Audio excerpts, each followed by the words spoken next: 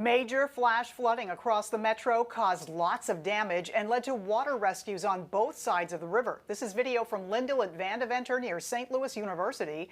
Heavy downpours stranded cars all across the bi-state. Good evening, I'm Kay Quinn. And I'm Mike Bush. We have team coverage of the damage on both sides of the river. Sarah Mackey starts us off with the dangerous situation on Lindell near the Central West End. And Sarah, we know that first responders had multiple emergencies there.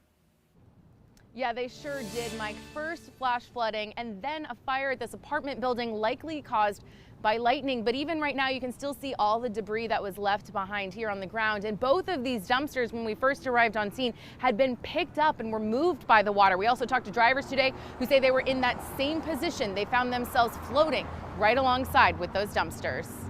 The water was up to here.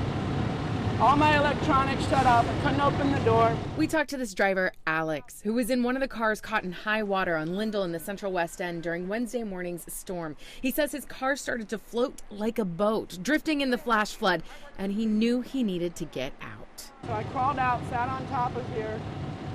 It was like, I felt like I was in a lake. And then people brought me into this apartment building over here. Not 20 minutes after, it catches on fire.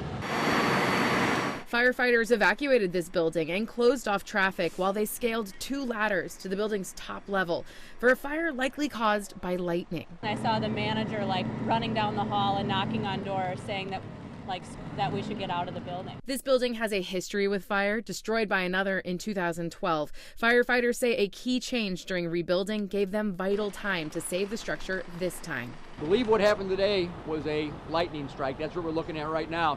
But when they rebuilt this building, they added, at our request, sprinklers up in that attic. As firefighters cleaned up, Alex heads home, barefoot, without his car, which will now have to be towed away. I'm shaking. I'm glad I'm fine. I knew I was going to make it out because the water wasn't over my car roof, but I'm still shaken up, and the day just seems to be getting worse.